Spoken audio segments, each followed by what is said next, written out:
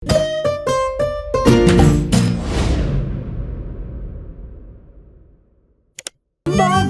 in Pika, dobra sta prijatelja.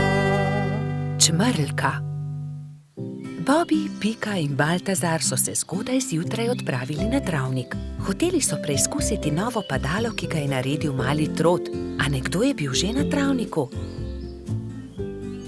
Majhna čmrlka je pobirala bezgove cvetove in pela veselo pesmico. Poletje je tukaj in bezeg cveti.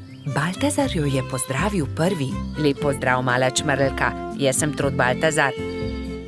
To sta Polž Bobby in Pika Polonica Pika. Kdo si pa ti? Ime mi je Beti. Vračam se domov po dolgem potovanju in sem se odločila, da se bom ustavila za počitek na tem travniku. Mi pa se odpravljamo preizkusiti novo padalo. Želiš iti z nami? Je vprašal Baltazar. Z veseljem. Baltazar in Beti sta skočila prva in vsi drugi so preizkušali padalo. Igrali so se dolgo v noč. Ali bi prišla k nam tudi jutri? Je mali trud navdušeno vprašal. Ne, žal ne morem. Jutri zjutraj moram zgodaj vstati. Moj dom je daleč stran od tukaj in še vedno imam dolgo pot pred sabo. In tako so se Bobby, Pika in Baltazar poslovili od Beti. Baltazar je bil proti domu videti tako žalosten, da ga je Pika končno vprašala. Kaj je narobe? Baltazar je zaljubljen, se je zasmejal Bobby. Bobby, ne posmehuj se mu, se je Pika razjezila na svojega prijatelja. Veš kaj, Baltazar, vprašaj Beti, ali bi jo ostala tukaj. V našem gozdu ji lahko zgradimo hiško. To je odlična ideja. Zgodaj zjutraj se bom odpravil na travnik ter jo povabil, naj ostane tukaj. Baltazar, Pika in Bobby so naslednje jutro zelo zgodaj vstali. Pohiteli so na travnik, da bi se pogovorili z Beti. A žal so bili prepozni. Majhna čmrlka je že odšla. Edina stvar, ki so jo našli, je bilo poslovilno pismo, ki ga je pustila pritrjenega na drevesu za svoje prijatelje. Baltazar se je usedel na travo ter začel jokati. Tokrat se Bobby ni smejal. Pojdimo za njo, je rekel mali Polž. Prepričan sem, da jo lahko ujamemo. Bobby, ti si počasen Polž. Nikoli ne bomo ujeli Beti s takšno hitrostjo, je zastokal Baltazar. Bobby se je že skoraj odzval na želitev, ko je izza grmovja stopil jež. Mogoče lahko jaz pomagam. V resnici niti jaz nisem tako hiter, a sem vsaj hitrejši od njega. Baltazarju in njegovim prijateljem je bila zamisel všeč. Iz kostanjeve lupine so sestavili majhno kočijo in privezali vrvice na ježeve bodice. Ježeva kočija je bila pripravljena za potovanje. Spočimo si malo, predlagala Pika, ko se je stemnilo. Nadaljevali bomo pot jutri zjutraj. Baltazar je začel spet jokati. Nikoli je ne bomo našli. Nekaj sladkega voham, to je bezeg, je vzkliknil Bobby. Bezeg? Se je začudila Pika. Pridite, razglejmo se naokoli. In tam je Baltazar zagledal Beti. Rekel je, ali bi živela z nami v gozdu, zgradili bi ti majhno hiško, kakršno si želiš, ne bi ti bilo treba leteti tako daleč do svojega oddaljenega doma. Zelo bi bili veseli, če bi ostala z nami. Da, res je, zelo bi bili veseli, sta prikimala Bobby in Pika. Hvala vam, z veseljem bi ostala z vami, je odvrnila Beti. Bila je ganjena. Vso pot sem ste prišli, da ste me našli. To je tako lepo od vas. Usedli so se v ježevo kočijo ter se odpravili nazaj na travnik. Delati so začeli že naslednji dan. Za Beti so zgradili zelo lepo hiško blizu bezgovega polja. Ko je bila hiška za čmrlko pripravljena, so imeli veliko praznovanje. Povabljeni so bili vsi prebivalci gozda. Pozno v noč so plesali ter veselo praznovali. Bobby in Pika, dobra sta prijatelja. Peščeni grad. Nekega toplega poletnega dne so Bibi, Pika, Mehurček in Baltazar oblekli kopalke. vzeli svoje vedro in lopatke ter odšli na peščeni otok zgraditi peščeni grad. Poglejte, ogromna lubenica, je nenadoma vzkliknil Baltazar.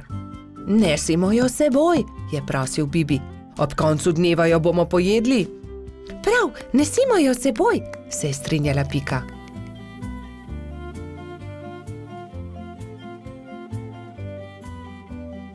Bibi, Pika, Baltazar in Mehurček so previdno valili pred seboj lubenico. Vendar takoj, ko so prišli do vznožja hriba, se je lubenica začela valiti navzdol. Ujemimo jo, ustavimo jo, je prestrašena kričala Pika. Mehurček je skočil na lubenico in poskušal ustaviti valeče se sadje, vendar mu ni uspelo. Noge so mu zdrsnile in padel je na tla. Lubenica pa se je kar kotalila naprej.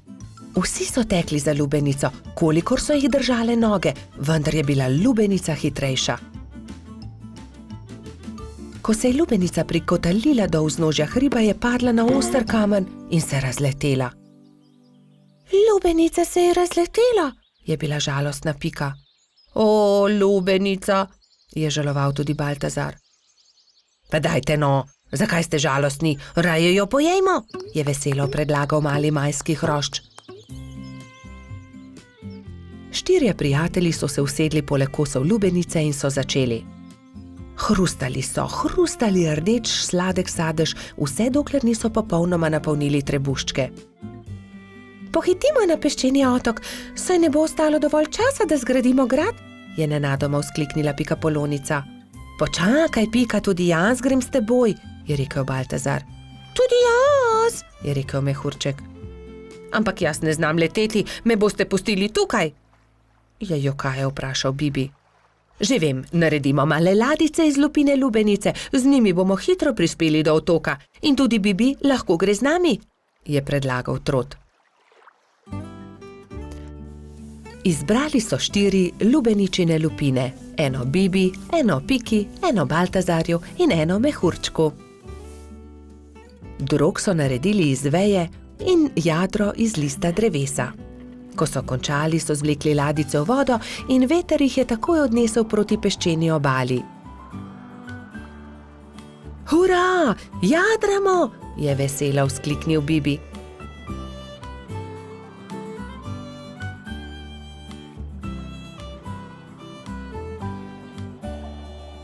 Kmalu so prispeli do peščene obale in se vsi skrcali. Poglejte, tam prihaja nekdo in tudi vedro ima s seboj. In res je po peščeni obali prihajal nasmejan hrošč. Pika ga je ogovorila. Kdo si ti? Jaz sem Buba, peščeni hrošč, živim tukaj na peščeni obali, zgradil bom en ogromen grad na obali. Zares? Je vprašal Baltazar. Lahko tudi mi gradimo s teboj? Seveda lahko, pojdimo na delo, je rekel Buba.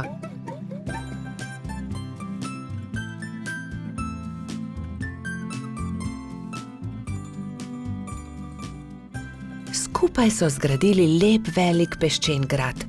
Vrtali so tunele, oblikovali stolpe, naredili vrata. Samo še zastava manjka na vrhu, je rekla Pika. Narisala je Bubo na list drevesa in ga napičila v vrh gradu. Potem je to moj grad, je navdušeno vzkliknil Buba.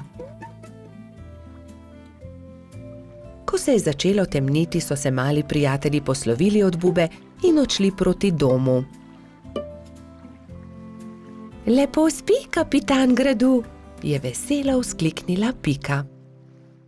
Bobi in Pika, dobra sta prijatelja.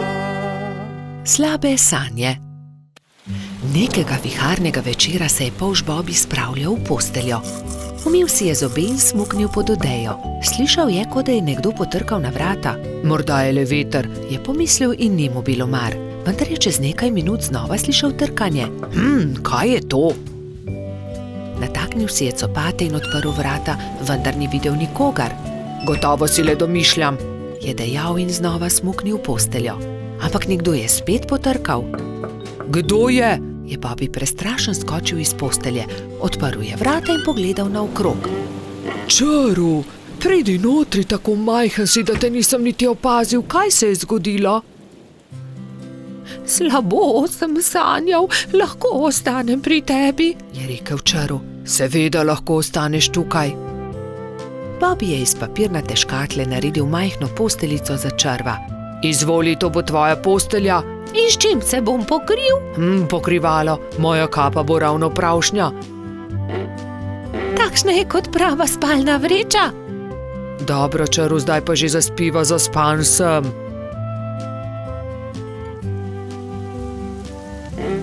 Bobby je že skoraj zaspal, ko se je oglasil Čaru. Bobby, lahko prižgeva svetilko, bojim se v temi. Saj ni tema, luna sveti, ni se ti treba bati ničesar, spiva, je zamrmral Polž. Pa je tema, se je repenčil Čaru. Ni teme. Pa je tema. Dobro, razgrnil bom zavese, da boš videl luno. Svetijo tudi zvezde. Zaspiva končno, se je jezil Bobby. Polž je povlekel nase pokrivalo in takoj zaspal.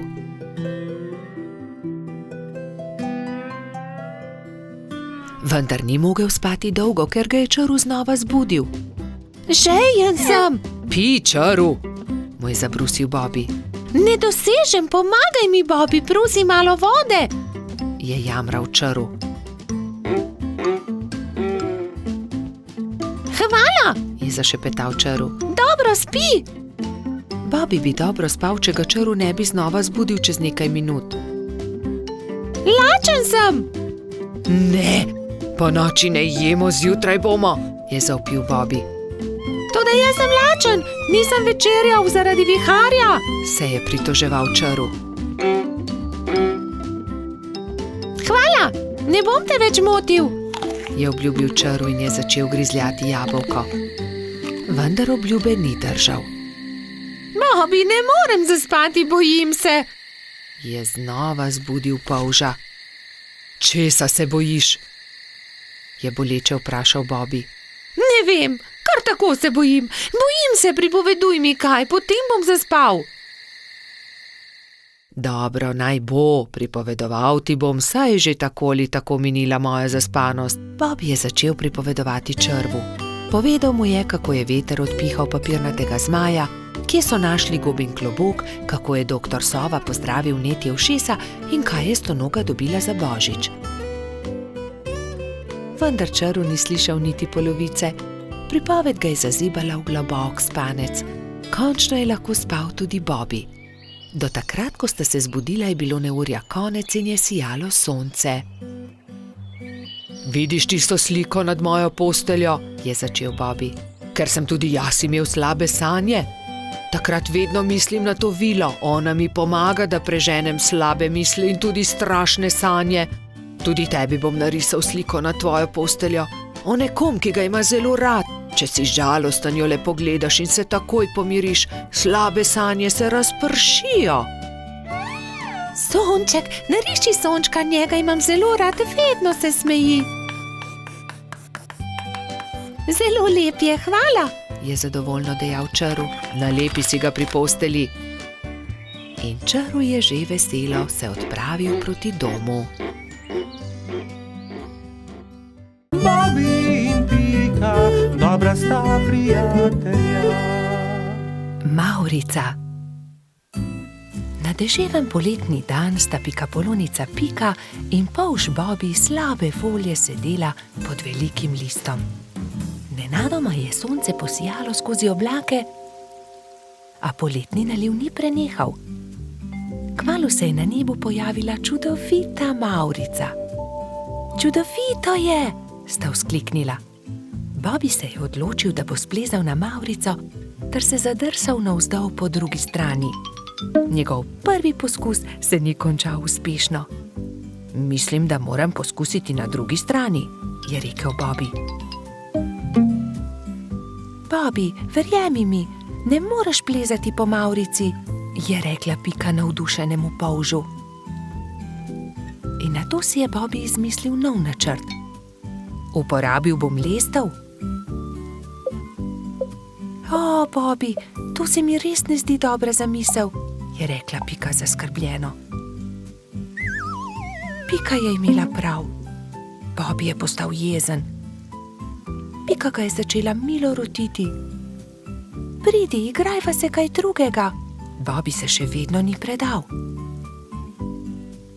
Glej, Pika, prepričan sem, da bom lahko skočil na vrh od tukaj. A tudi ta načrt se je izjalovil. Pika je stekla k Bobbyju. Ali si v redu? Kaj je vprašala. V redu sem, se je kujal Bobby. Bobby je postal zelo žalosten in Pika je poskusila vse, da bi ga razvedrila. Tukaj je šopek rož zate, je rekla prijazno. Vendar se Bobbyja ni dalo potolažiti. Medtem je dež prenehal in mavrica je izginila. Vračala sta se proti domu z roko v roki. Pika je še poskušala potolažiti majhnega polža. Nasmehni se, Bobby, pojutrišnjem je tvoj rojstni dan. Prepričana sem, da boš dobil čudovita darila. Pika se je spomnila nečesa odličnega, ko je prišla domov. Za Bobbyja bom naredila mavrični tobogan, si je rekla. In tako se bodo lahko njegove sanje uresničile, saj se bo lahko zadrsal po mavrici.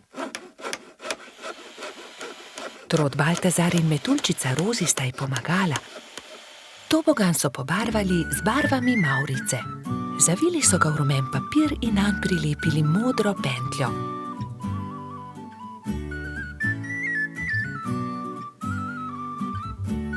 Trije prijatelji so celo spekli torto za Bobbyja. Ko je prišel čas, sta Baltazar in Rozi pripeljala Bobbyja k Pikini hiški, kjer je bilo vse pripravljeno za rojstnodnevno zabavo. In tukaj je tvoje darilo, je vzkliknil Baltazar. Pika je dala Bobbyju čokoladno torto.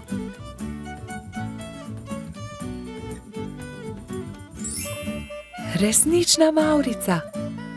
Mavrični tobogan. Ali lahko preizkusim tobogan?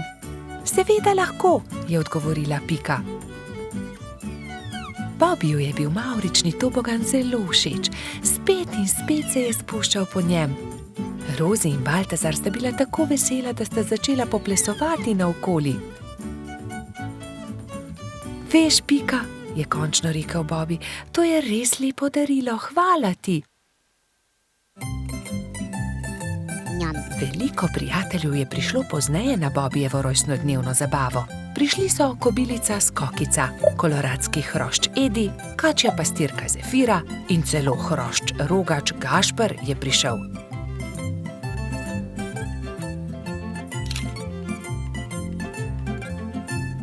Mali polž je vsem dovolil preizkusiti svoj novi tobogan. Bobby, Pika in njuni prijatelji so se igrali na toboganu, dokler se ni stemnilo.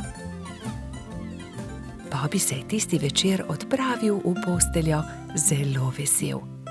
Kakšen lep rojstni dan je bil to, je zadovoljno zavzdihnil. Bobby in Pika, dobra sta prijatelja. Izgubljeni lešnik. Hojla, Bibi, pohiti, teciva krici, da ga pozdravimo, preden se uleže na zimsko spanje, je rekla Pika Polonica Pika.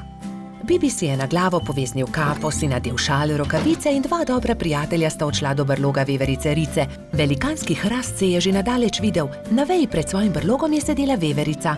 Hotela sva te pozdraviti, preden se pred zimo zavlečeš v svoj brlog, je vzkliknila Pika. Pridita, bomo spili sok v slovo in zraven pohrustajmo malo lešnikov, je ponudila Rica prijateljema.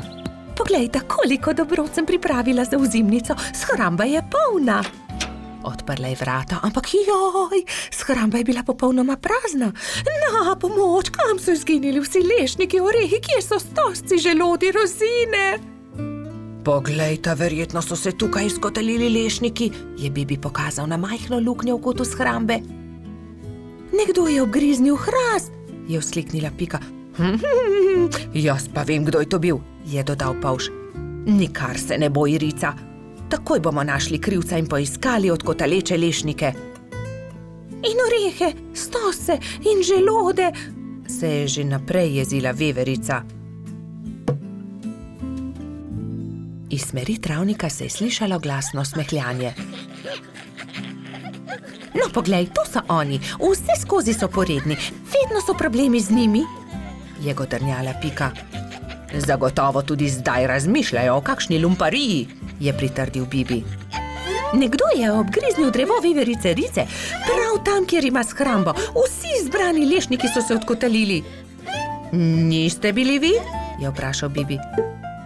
Joj, nič nismo hoteli slabega, smo le grizljali, saj nismo vedeli, da je prav tam shramba, se je opravičil najmlajši lubadar.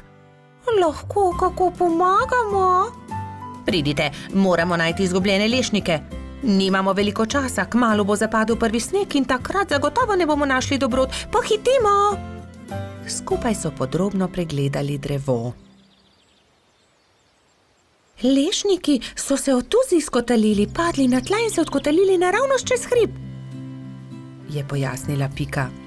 Ob vznožju hriba so prijatelji skupaj našli vse dobrote. Ura! Se je veselila Rica. Torej, prosim, da prinesete vse dobrine nazaj v moj brlog. Jaz medtem z deskami pokrijem luknjo, je rekla Rica lubadarjem in se je prijela dela. Lubadarji so začeli nositi lešnike, orehe, želode so po enega in enega nosili v veveričin brlog. Bibi in Pika sta pomagala. Vendar zaman so se trudili, saj se je začelo mračiti, ob vznožju hriba pa je čakal še ogromen kup. Nikoli ne bomo končali, je vzdihnil en lubadar. Pomoč bi bila dobrodošla, je dodal drugi. Bibi je kar naenkrat vstal in brez besed odhitel. Ostali so začudeno strmeli za njim. Ko se je vrnil, je prinesel s seboj svojo trobento. Pihnil je v trobento tako močno, da so ga slišali vsi prebivalci gozda. Prav hitro so se tam zbrali vsi veliki in mali. Pika je splezala na veliki kamen in pripovedovala, kaj se je zgodilo z lešniki veverice Rice. Vsi so se odkotalili, moramo jih nesti nazaj v Ricin brlog. Če vsi primete za delo, bomo do večera končali. Začnite, je rekel Bibi in dvignil en lešnik iz kupa. Lešnik je podal Piki, ona lubadarjem, lubadarji trotu, trotkači pastirki in tako naprej z roke v roko. Preden se je na nebu pojavila luna, so se vsi lešniki, želodje, orehi in kostanji vrnili nazaj v veveričin Ricin brlog. Rica je srečno vrnila tudi zadnji kosta na svoje mesto. Hvala lepa, moja shramba je spet polna, je dejala. Kako dobro, da imam toliko prijateljev. Kmalu bo zapadel sneg, čas je, da se zavlečem v svoj brlog pred zimo. Se vidimo spomladi, je rekla veverica.